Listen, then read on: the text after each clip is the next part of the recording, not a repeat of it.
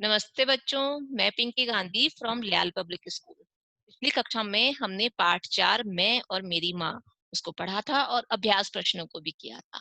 आज हम करेंगे कॉपी पाठ को। सबसे पहला प्रश्न है हमारा श्रुतलेख।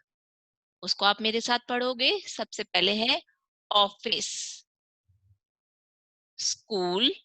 मात्राओं का ध्यान रखोगे कि किस शब्द पर कौन सी मात्रा लगी हुई है। यहाँ क्या है, क पर बड़े ऊ की मात्रा। स्कूल, कनस्तर, गूंदती, सफेद, सूंड, दिया, ठीक, पहुंच, ज्यादा, चीजें, सूखा। आगे हम करेंगे प्रश्न 2, शब्दार्थ। शब्दार्थ सबसे पहले दे रखा है हमें ऑफिस। ऑफिस को हम हिंदी में क्या बोलते हैं? दफ्तर। क्या बोलते हैं ऑफिस को? दफ्तर।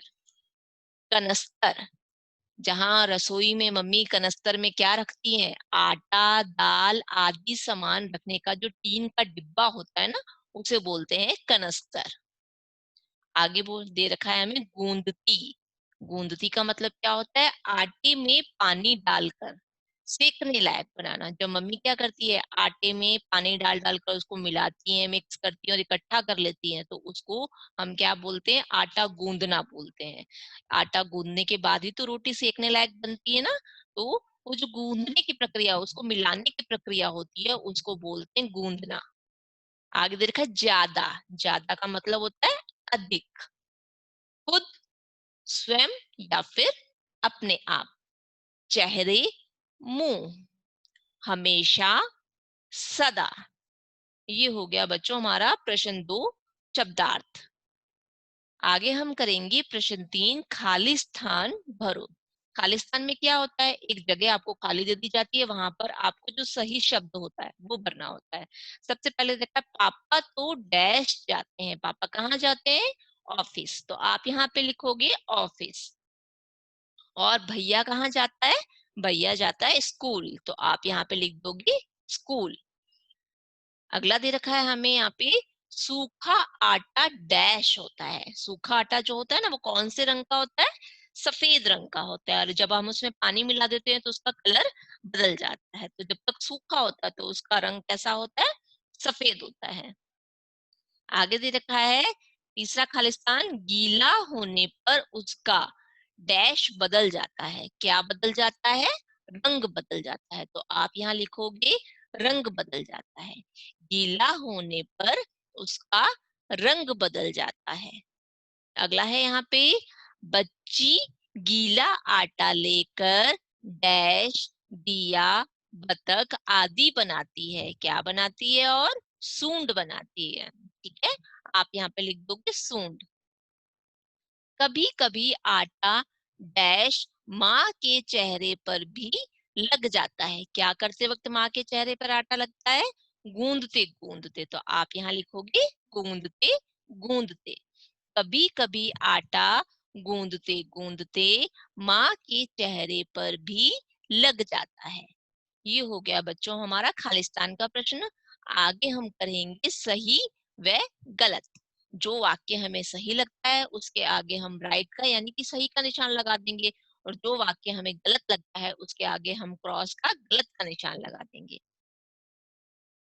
पहला है, माँ से आटे में कभी कभी ज्यादा पानी गिर जाता है। तो ये वाक्य क्या है? गलत है, क्योंकि पानी डालने का काम कौन करता है? पानी डालने का काम तो बेटी कर रही थी ना। तो ये वाक्य गलत है यहाँ पे, इसलिए हम क्या कर देंगे? गलत का निशान लगा देंगे। बहुत गीले आटे को सही करने के लिए उसमें सूखा आटा डालकर गूंदना पड़ता है। सही है क्या ये वाक्य? क्या करती है मम्मी जब आटा बहुत ज्यादा गीला हो जाता है तो क्या करती हैं? आटे में थोड़ा सा सूखा आटा, गीले आटे में थोड़ा सा सूखा आटा डालकर उसको ठीक करती हैं। अगला है, पापा ऑफिस से रात में लौटते हैं। क्या आपके पापा ऑफिस से आते टाइम रात को लौटते हैं? नहीं, शाम को लौटते हैं। तो ये वाक्य हमारा गलत है। अगला यहाँ सही गलत हमें दे रखा है, आटा गूंदने के बाद भैया माँ के हाथ धुलाता है। क्या भैया माँ के हाथ धुलाता था? भैया होता था क्या घर पे? नहीं होता था ना। भैया कहाँ चले जाते थे?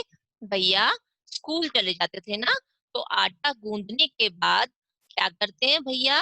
भैया तो कुछ भी नहीं करते। कौन करते हैं? भैया की बहन यानी कि माँ की बेटी वहां पे हाथ धुलाने का काम करती थी ना। तो ये वाक्य क्या है? गलत है यहाँ पे। तो आप यहाँ पे क्या लिखोगे? गलत। ये हो गया बच्चों हमारा सही व गलत का प्रश्न। आगे हम करेंगे प्रश्न उत्तर को। प्रश्न उत्तर में सबसे पहले हमें प्रश्न दे रखा है, माँ इस पाठ में बच्ची माँ के साथ कौन कौन से काम करती है। तो हमें क्या करना है? यहाँ पे बताना है कि वो जो छोटी सी बच्ची अपनी माँ के साथ काम करती थी ना घर पे, तो उसके सारे काम यहाँ पे बताने हैं। क्योंकि वो छोटी सी बच्ची क्या समझती थी कि मुझे भी काम नहीं आता और मम्मी को भी काम नहीं आता, तो हम दोनों मिलकर काम करते हैं। तो आपको यही बताना है यहाँ पर कि वो जो बच्ची है वो मम्मी की क्या क्या मदद करती थी काम में। उत्तर देखेंगे हम। पाठ में बच्ची माँ के साथ आटा गूंदने के समय पानी डालने, सूखा आटा डालने का काम करती है। क्या क्या करती थी? एक तो जब मम्मी आटा गूंद रही है तो उसमें पानी डालने का काम भी करती है, और सूखा आटा डालने का भी। जब आटा ज्यादा गीला हो जाता तो सूखा आटा डालने का काम भी कौन करती थी?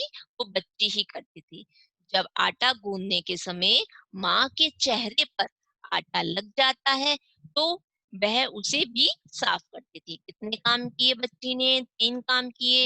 एक तो क्या किया? आटा गूंदने के समय पानी डाला, और जब आटा ज्यादा गीला हो गया, पानी ज्यादा गिर गया उसमें, तो उसमें सूखा आटा डालने का काम भी किसने किया? उस बच्ची ने किया। और क्या काम किया उसने? और किया, जब मम्मी के चेहरे पर आटा लग जाता है ना, तो उसको साफ करने का काम भी कौन करता है? वो बच्ची ही करती है। ठीक है। आपको मेरी बातों से ही उत्तर याद हो जाता होगा, है ना। एक कहानी की तरह आप हर प्रश्न उत्तर को सुना करो। सुनते सुनते ही आधी से ज्यादा बात तो क्या होती है? हमें याद हो जाती है। आगे हम करेंगे प्रश्न 2 को। पानी अधिक पड़ जाने पर आटे को सही कैसे करते हैं? अच्छा आप बताओ, अगर अब मम्मी से ज्यादा हो जाता है, पानी ज्यादा गिर जाता है आटे में, तो क्या करती हैं? शायद आपको तो पता भी नहीं होगा ना, तो मम्मी से पूछना कि आप क्या करते हो। क्योंकि क्या होगा, आपको थोड़ी बहुत जानकारी मिलते ही क्या हो जाता है? उत्तर याद होने लग जाता है।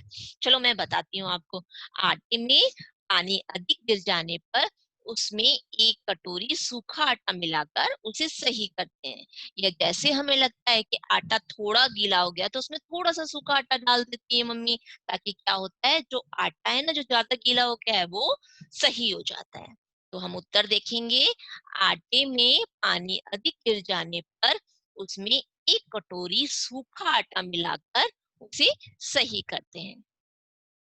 अगला प्रश्न है हमारा, गीले आटे से बच्ची कौन कौन सी चीजें बनाती है? आप यहाँ पे लिखोगे, गीले आटे से बच्ची क्या बनाती है? किसकी सूंड?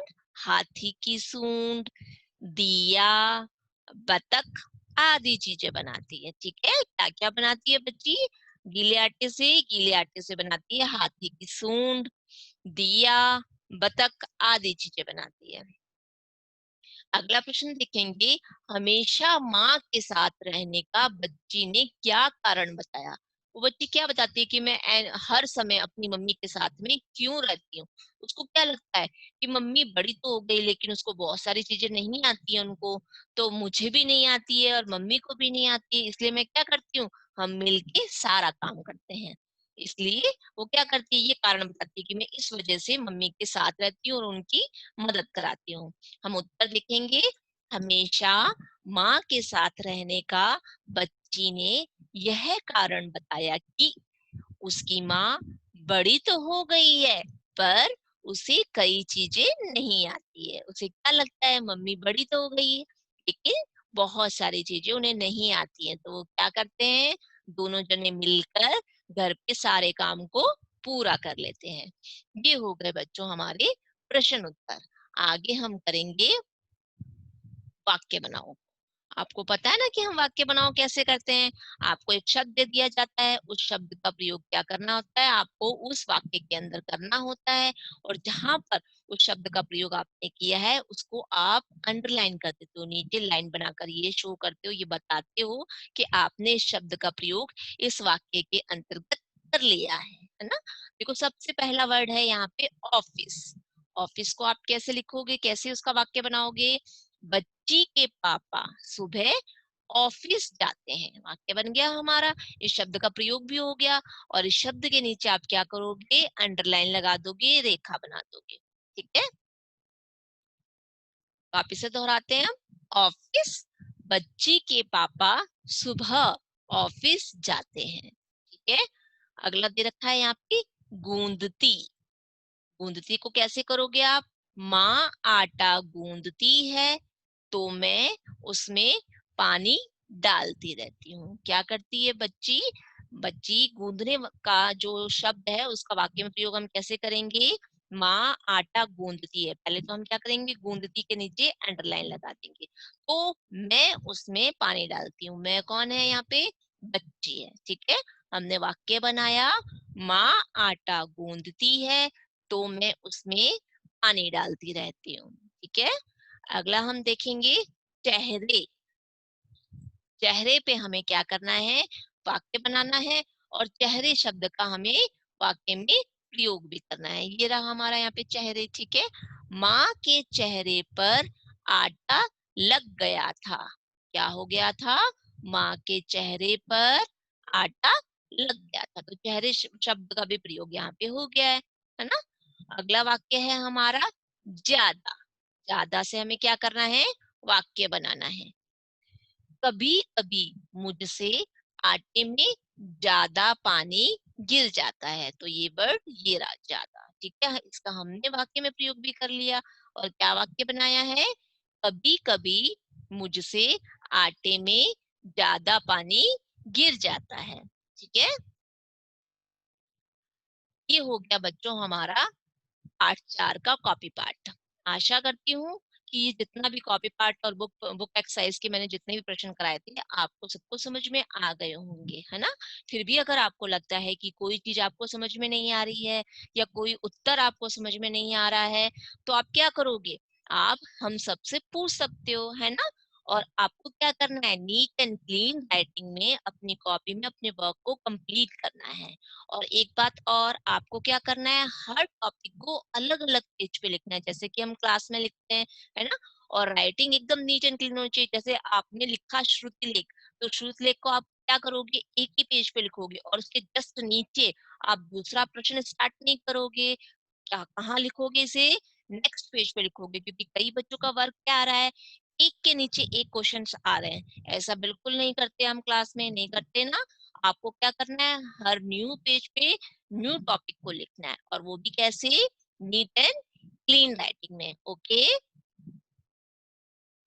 मेरी आज की कक्षा में यहीं समाप्त करती हूँ, और आशा करती हूँ कि आप सबको सब कुछ अच्छे से समझ में आ रहा होगा। अपना ध्यान रखते हुए घर पे आप अच्छे से रहोगे। ओके, धन्यवाद।